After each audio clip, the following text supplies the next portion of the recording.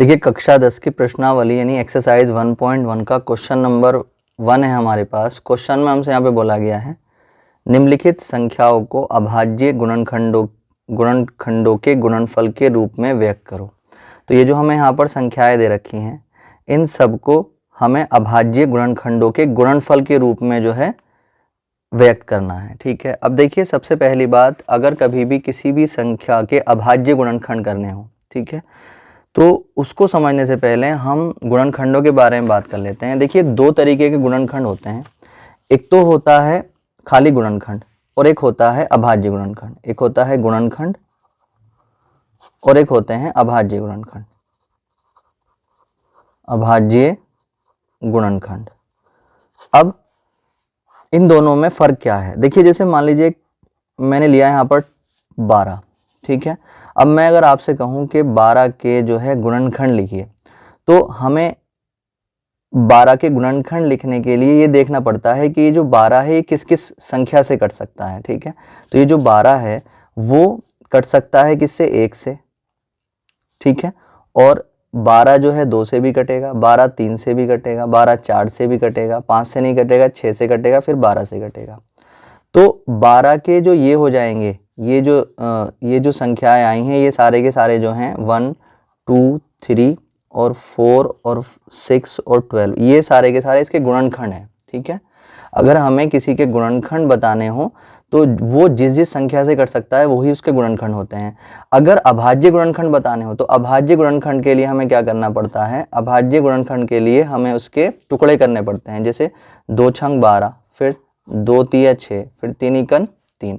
तो यहाँ पर अगर हम देखें तो इसके 12 के अभाज्य गुणनखंड जो आ गए वो कितने आ गए? 2 2 और 3।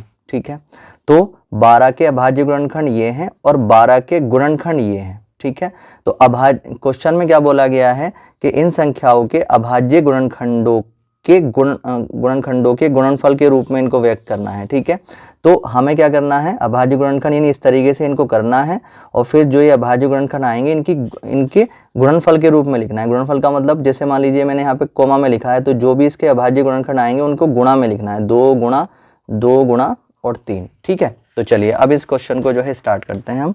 देखिए जो पहला वाला क्वेश्चन है, क्वेश्चन में हमसे बोला गया है 140, तो 140 के हम यहाँ पर क्या करेंगे? 140 के यहाँ पर अब हम टुकड़े करेंगे।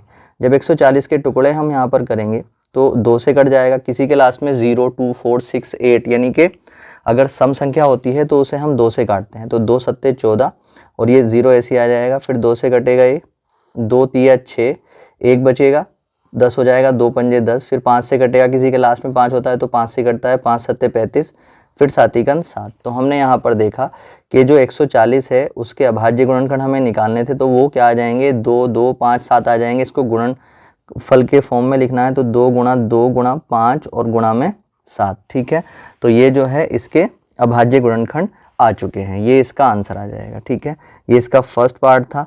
जो सेकेंड पार्ट है उसको देख लेते हैं। जो सेकेंड वाला पार्ट है उसमें जो दूसरा वाला पार्ट है इसका उसको देख लेते हैं। तो दूसरा वाला पार्ट में हमें 156 दिया हुआ है, तो 156 ऐसी रखेंगे हम, और यहाँ पर अब हम इसे 2 से काटेंगे क्योंकि लास्ट में 6 है, तो 2 सत्ते 14, 1 बचेगा 16, 2 अट्ठे 16। ठीक है, 2 से कट जाएगा, फिर 2 तिया 6, 1 बचेगा, 2 18 हो जाएगा, 2 नम 18, फिर 3 से कटेगा ये। ठीक है, और 3 इकन 3 और 3 तिया 9, फिर ये कटेगा 13 से, 13 तिया 39। ठीक है, फिर 3 से कट जाएगा,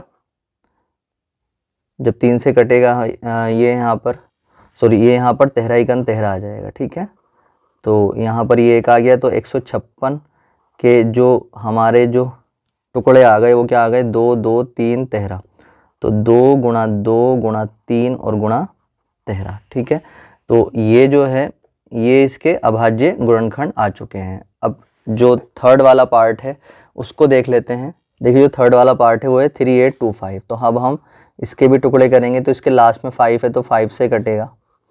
तो अब अगर हम यहाँ पर देखते हैं तो 5 सत्ते 35, कितने बचेंगे? 3 बचेंगे, कितना हो जाएगा? 32 हो जाएगा, 5 छंग 30, 2 बचेगा 25, 5 पंजे 25, फिर 5 से कटेगा, 5 इक्यावन 5, 2 बचेंगे, 26 हो जाएंगे, 5 पंजे 25, 1 बचेगा, 5 तिया 15, 3 से कट जाएगा, फिर ये 3 पंजे 15 और 3 इक्यावन 3, फिर जो है फिर 3 से कट जाएगा, 3 इक्यावन 3, 2 बचेगा 21, 3 सत्ते 21, फिर 17 से कट जाएगा, 17 इक्यावन 17। ठीक है, तो हमने यहाँ पर देखा तो 3825 इज इक्वल टू के जो टुकड़े आ गए हैं वो कितने आ गए हैं, 5 गुणा 5 गुणा 3 गुणा 3 और गुणा में 17। ठीक है, इसको ऐसे भी लिख सकते हैं और इसको ऐसे भी लिख सकते हैं, जैसे 5 दो बार आया था, 5 दो बार आया था तो 5 की घात 2 गुणा 3 की घात 2 और गुणा में कितना 17। ठीक है, ये इसका आंसर आ जाएगा। अब इसी तरीके से जो इसका फोर्थ पार्ट है उसको देख लेते हैं। तो जो फोर्थ पार्ट है उसमें हमें दे रखा है 5005, तो 5005, तो 5005 को लिख लेंगे और ये किससे कटेगा, 5 से। जब 5 से इसको काटेंगे तो 5 इक्यावन 5, ये 0 आ जाएगा, फिर ये 0 आ जाएगा, फिर 5 इक्यावन 5 आ जाएगा। ठीक है, ये कट जाएगा 11 से, तो 11 से इसको काटेंगे, 11 नम 99 आ जाएंगे, एक बचेगा 11, 11 इक्यावन 11। ठीक है, फिर ये जो है ये कटेगा 7 से, तो 7 7 1 ज़ा 7, 2 बचेगा, 21 हो जाएगा, 7 3 ज़ा 21, फिर ये 13 किससे कटता है, 13 से। तो इसलिए 5005 के जो टुकड़े आ गए हैं वो कितने आ गए हैं, 5 गुणा 11 गुणा 7 और गुणा 13। ठीक है, ये जो है ये इसके अभाज्य गुणनखंड आ चुके हैं। अब इसका लास्ट वाला जो पार्ट है 7429 उसको देख लेते हैं। देखिए जो इसका फिफ्थ पार्ट है वो ये है 7429, तो 7429 को ऐसे ही रख लो, फिर किससे काटेंगे हम, फिर यहाँ पर इसको काटेंगे किससे, सबसे पहले ये जो कटेगा ना ये 17 से कटेगा। ठीक है, 17 से पहले किसी और से ये नहीं कटेगा, तो 17 से इसको काटो, 17 से 17 चौक 68 होते हैं, तो 17 चौक 68 कितने बचेंगे, 74 में से 68 चले जाएंगे तो 6 बचेंगे, 62 हो जाएगा, 17 तिया 51। ठीक है, अब 62 में से 51 माइनस कर देंगे तो 11 बचेगा, 119 हो जाएंगे। ठीक है, तो ये कितने आ जाएंगे, 17 छंग 102, 17 सत्ते 119। ठीक है, तो ये आ जाएगा हमारे पास 437। फिर उसके बाद ये कटेगा 19 से, 19 से जब इसको काटेंगे हम तो 19 दूनी 38 होते हैं, कितना बचेगा, 43 में से 38 माइनस कर देंगे तो 5 57 हो जाएगा, 19 तिया 57 और 23 कटता है 23 से, तो 23 1 ज़ा 23। तो ये जो 7429 के जो हमारे पास जो टुकड़े आ जाएंगे अभाज्य गुणनखंड वो आ जाएंगे 17 गुणा 19 और गुणा में 23। ठीक है, ये जो है इसका आंसर आ जाएगा। इन सारे के सारे गुणनखंडों में आप एक चीज़ देखेंगे कि जो भी हमारे पास यहाँ पर संख्या मिली है, जैसे 2 मिला है, 5 मिला है, 7 मिला है, ठीक है, ये संख्याएं अपने अलावा किसी और से नहीं कटती। जैसे 2 अपने अलावा किसी और से नहीं कटता है, 5 अपने अलावा किसी और से नहीं कटता है, 7 अपने अलावा किसी और से नहीं कटता है। ठीक है, तो इन संख्याओं को, जो संख्याएं अपने अलावा और 1 के अलावा किसी और से नहीं कटती हैं, उनको हम अभाज्य संख्याएं कहते हैं। ठीक है, और अभाज्य गुणनखंडों में यही संख्याएं जो है आती हैं। ठीक है, जैसे मैंने बताया है अभी आपको, मैं इसको थोड़ी डिटेल में बता देता हूँ। जैसे मान लीजिए एक होते हैं अभाज्य संख्याएं और एक होती हैं भाज्य संख्याएं। अभाज्य संख्याएं हम बोलते हैं जो खाली 1 से और अपने आप से कटते हैं। जैसे 2 है, 2 1 से कटेगा और अपने आप से कटेगा। ठीक है, 3 अपने आप से कटेगा और 1 से कटेगा। और अगर हम बात करें 5 की, तो 5 भी 1 से कटेगा और अपने आप से कटेगा।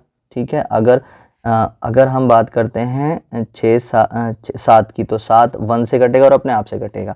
इस तरीके से 8 9 10 11, 11 अब 1 से कटेगा और अपने आप से कटेगा। ऐसे बहुत सारे संख्याएं हैं, चलती चली जाएंगी, इनका कोई अंत नहीं है। तो इन सारी की सारी संख्याओं को अभाज्य संख्याएं कहते हैं। ठीक है, इसीलिए जब भी हम किसी भी चीज़ के अभाज्य गुणनखंड करेंगे तो इन्हीं संख्याओं में से जो है संख्याएं मिलेंगी, यानी इनमें से जब भी हमने किसी भी संख्या के अभाज्य गुणनखंड करेंगे तो जो संख्याएं हमें यहाँ पर मिलेंगी वो अभाज्य ही होंगी और हम काटेंगे भी उन्हीं से जो अभाज्य से। अगर मान लीजिए 140 है, अगर मान लीजिए 4 से भी कट रहा होगा तो 4 से नहीं काटेंगे, क्योंकि 4 अभाज्य नहीं है। हमें अभाज्य गुणनखंड करने हैं, यानी कि वो संख्या है उसमें लेनी है जो अभाज्य हों, जो वन और अपने आप के अलावा किसी और से ना कटें। और एक होती है भाज्य।